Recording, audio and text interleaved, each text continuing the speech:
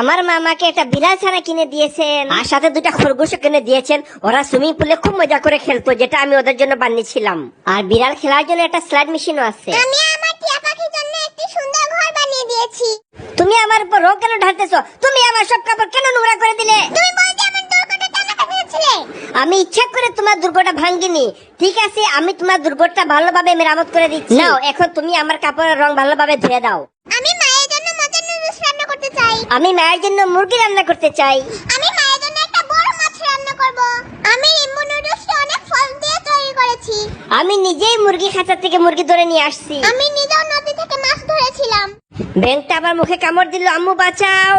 আমি একটা ব্যাঙ দেখা গোপনে বাসায় নিয়ে আসছি। আর সেটা আমি কেকের মধ্যে রেখেছিলাম, ভাইয়া সেটা খেয়ে ফেলেছে। যখন আমার বোন ঘুমিয়ে পড়বে তখন আমি তার মাথায় ব্যাঙটা রেখে দিব।